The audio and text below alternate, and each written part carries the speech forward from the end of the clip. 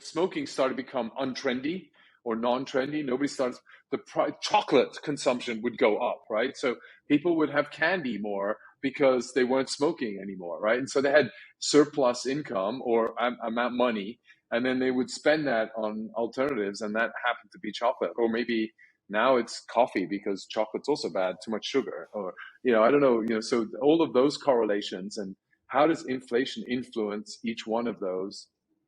It's going to be interesting as we go into an inflationary market. I mean, we're already in there. So Trueflation says us it's 12%, 11.8%. So yeah. And Are you that's seeing changes month to month? Does the March versus April versus May versus June versus July numbers, or is that going from 12 to 12.2, or is that bigger changes? No, we're seeing changes month to month, and we're seeing changes, in fact, week to week. So we're seeing, and in fact, you can actually see it day to day. But I mean, the changes are then 0.1 or half a percentage point or something. So it's marginal, right? But in the end, you still see regular changes in prices, because in aggregate across so many different items from so many different fields across the country, it's quite a broad range.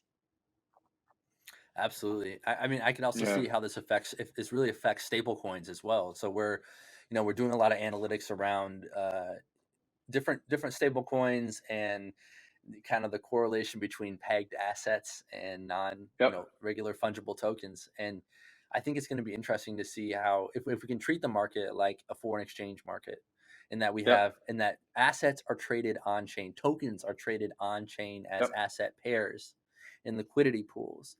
And if we treat that like the foreign exchange market and do similar analytics, we're ultimately looking at risk-free rates, and we're looking at inflation across our own pegged assets as well. Like, I think as the macroeconomic off-chain market changes, we can start to see every little effect wave through the tokenomics that we're also eyeing on chain.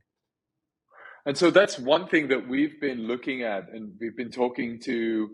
So in my view is, in a way, Bitcoin has tackled inflation, right? I mean, they've got a finite number of supply. It goes up in price based on demand, right? So that.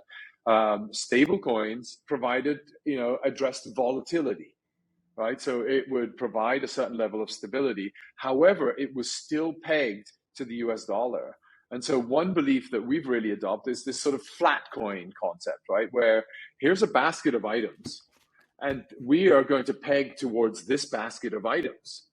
And, there are companies like Frax doing in that direction, Sperax, Volt, and then Nuon, right? So we've got a number of different providers that are tacking it to BLS, but that's still according to the US dollar and the US pricing information. So we've tried to sort of, use Trueflation as the source of that basket, right? And it can vary, and you can get much more detailed. You can choose the basket, and you can just have that output, and you peg it to that. And that's going to be really interesting, because then you'll see a bifurcation between, the national currency and what the actual basket of goods is. And if you think about it, money was invented to actually facilitate trade.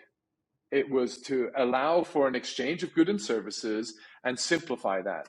And we've gone away from that. In my view, it's become complicated to deal with money today. With a bank, I much prefer to send you a USDT way faster at any given time over having to log into my bank account, justify why I'm paying you. It's over $1,000 or $10,000. I need to give a whole KYC as to who's receiving it for a good and service that I feel you deserve. I want. You deserve money for that. I want those goods or those services. And why shouldn't we be able to exchange super easily?